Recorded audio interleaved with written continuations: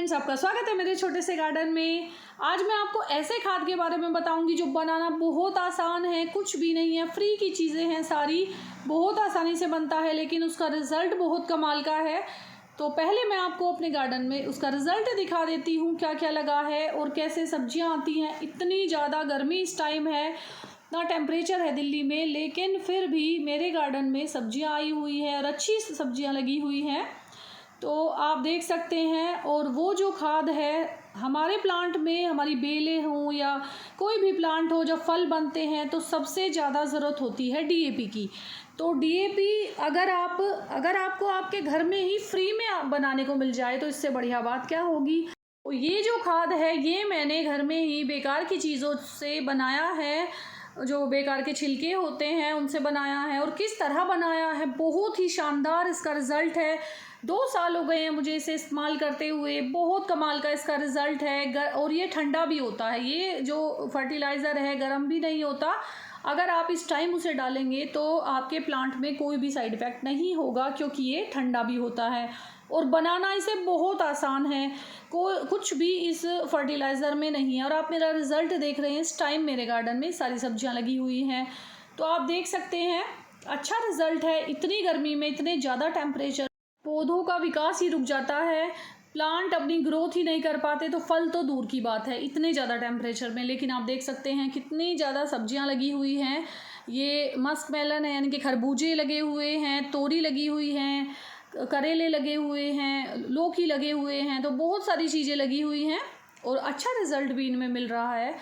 तो वो जो फर्टिलाइज़र है ठंडा होने के साथ साथ बहुत ज़्यादा फल आपके प्लांट में बढ़ाएगा, फलों की ग्रोथ ज़्यादा होगी, बहुत सारे फल आएंगे, यानी कि सब्जियां आएंगी। तो उस फर्टिलाइज़र को बनाना भी आसान है, तो मैं आपको बनाकर भी दिखाऊंगी। और आप देख सकते हैं मेरे गार्डन में ये लौकी लगे हुए हैं और कितने ज़्यादा लौकी इस पर आए हुए हैं। और कई मैं हार्वेस्ट भी कर लेती हूँ, क्योंकि हमेशा जब आप छत पर सब्जियां लगाते हैं उन्हें टाइम पर हार्वेस्ट करना बहुत ज़्यादा ज़रूरी होता है। क्योंकि अगर हम टाइम पर हार्वेस्ट नहीं करेंगे तो बीज बनने लगेंगे और सारा जो आपके प्लांट की एनर्जी है वो फल खींच लेगा।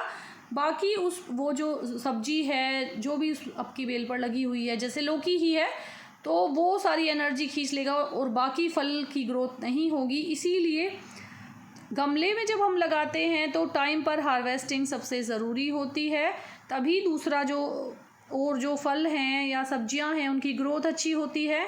तो इसीलिए टाइम पर हार्वेस्टिंग ज़रूरी है। और ये जो फर्टिलाइज़र मैं आपको बताऊंगी, इसमें सारी चीज़ें ऐसी हैं जिसमें पोटाश की मात्रा भरपूर है। और आपके प्लांट में जब फल बनेंगे, सब्जियां बनेंगी, अगर आपके फल छोटे रह जाते हैं, उन ज़्यादा बड़ा साइज़ उनका नहीं होता है, ग्रोथ अच्छी नहीं होती है और आपके लौकी ज़्यादा नहीं लगते हैं, तो इस खाद को डालने के बाद आपकी सारी समस्याएं ख़त्म हो जाएंगी। क्योंकि आपके फलों का साइज़ बड़ा होगा और ज़्यादा फुटाव होगा, ज़्यादा फल लगेंगे। लौकी नहीं आ रहे हैं तो बेल लौकी से भर जाएगी, करेले नहीं आ रहे हैं तो करेले से भर जाएगी। आप देख सकते हैं मेरे कितने ज़्यादा करेले लगे हुए हैं, हर जगह करेले ही करेले लगे हुए हैं बेल पर। तो इस तरह का रिज़ल्ट आपको मिलेगा। और अगर आप इस फर्टिलाइज़र को आप किसी भी चीज़ में डाल सकते हैं, यानी कि बेल वाली सब्जियों में तो इसका रिज़ल्ट बहुत अच्छा है। और मैं 2 साल हो गए हैं मुझे इस्तेमाल करते हुए, बहुत अच्छा रिज़ल्ट है। इसीलिए मैंने सोचा कि इस खाद को भी मैं आपके साथ शेयर करूं। और फूलों में भी डाल सकते हैं, जो आपके फूल हैं, फ्लावर ज़्यादा आएंगे उसमें। और आपने मेरे गार्डन में देखा कि करेले बहुत लगे हुए हैं, लौकी भी अच्छे हैं, तोरी भी अच्छी आई हुई हैं और खरबूजे भी काफ़ी लगे हुए हैं और फूल भी डेली बहुत ज़्यादा खिलते हैं। तो इसका रिज़ल्ट काफ़ी अच्छा है। और आप मेरी बेल की ग्रोथ देख रहे हैं, कितने बड़े बड़े पत्ते इसके हैं, कितनी ग्रीन है ये। और लौकी भी इस पर काफ़ी अच्छी बन रही हैं, आप ये लौकी देख सकते हैं और काफ़ी अच्छे साइज़ की लौकी है ये। अगर इतनी गर्मी में आपकी सब्जियां नहीं हो रही हैं तो आप ये खाद ज़रूर बनाइएगा, बहुत आसान है। तो मैं आपको बताती हूँ कैसे बनाना है। सबसे पहले आपको सरसों की खली लेनी है, जो एनपीके का काम करती है, जिसमें नाइट्रोजन, फॉस्फोरस, पोटाश होता है, माइक्रो न्यूट्रिएंट भी होते हैं, जिंक, मैग्नीशियम, सल्फर वगैरह, और ग्रोथ प्रमोटर का काम भी करती है। दूसरी चीज़ है बेल पत्थर, बहुत ठंडी होती है गर्मी में, इसका खाद बहुत ज़्यादा फ़ायदा करता है प्लांट में, क्योंकि एक तो उनकी गर्मी से उन्हें छुटकारा दिलाता है, दूसरा इसमें पोटेशियम की मात्रा होती है, माइक्रोन्यूट्रिएंट होते हैं, कैल्शियम होता है, फास्फोरस होता है और बहुत से माइक्रोन्यूट्रिएंट होते हैं। सबसे ज़्यादा पोटाश इसमें पाई जाती है और ठंडी भी होती है, इसलिए प्लांट में इसका यूज़ किया जाता है। उसके बाद ये है पपीता। पपीते के आप छिलके ले सकते हैं, थोड़ा गूदा भी ले सकते हैं। ये बहुत अच्छा रहता है, फाइबर की मात्रा होती है, फास्फोरस होता है, आयरन होता है, विटामिन्स होते हैं, कार्बोहाइड्रेट और पोटेशियम की मात्रा भी होती है। उसके बाद आपको केला लेना है। केला साबुत लेना है, यानी कि पूरा केला लेना है, छिलके नहीं लेने हैं, और सड़ा हुआ केला लेना है जिसमें से रस टपक रहा हो, ऐसा केला। तो ये जो मेरा केला है, इससे भी ज़्यादा सड़ा हुआ केला आप ले सकते हैं। और ऑर्गेनिक रूप से केला सबसे ज़्यादा पोटेशियम रिच होता है, ये तो आपको पता ही होगा, तो बहुत ज़्यादा पोटेशियम इसमें होता है। उसके बाद है ये छाछ। छाछ में बहुत हेल्दी बैक्टीरिया होते हैं। उसके बाद गुड़ है, गुड़ के अपनी बहुत खूबियां हैं, ये बहुत अच्छा डिकम्पोजर होता है, जीवाणुओं की संख्या को बढ़ाता है। बनाने के लिए एक मटका लेना है और सबसे पहले मटके में छाछ डाल ली है, आप देख सकते हैं। उसके बाद आपको सरसों खली डालनी है 250 ग्राम, फिर उसके बाद बेल पत्थर डालनी है, केले डालने हैं, पपीता डालना है। तो सारी चीज़ें छोटे छोटे पीस करके मैंने इसमें डाल दिए हैं। और फ्रेंड्स, वो मेरी वीडियो पता नहीं कैसे रिकॉर्ड नहीं हुई है, लेकिन छोटे छोटे पीस करके सारी चीज़ें मैंने अपने मटके में डाल दी है। और अभी आपको जब मैं मटके का ये ढक्कन हटाऊंगी तो आपको दिखेंगी।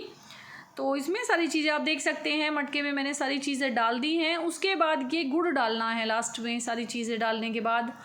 तो अब इसमें ये इस तरह से गुड़ डाल देना है और 1 हफ्ते के लिए इस मटके को ढक के छायादार जगह पर रख देना है। लेकिन किसी डंडी की सहायता से एक बार सारी चीज़ों को आपस में मिक्स कर दें, उसके बाद इसे रख दें। फिर 1 हफ्ते बाद ये मेरा जो फर्टिलाइज़र है बनकर तैयार है।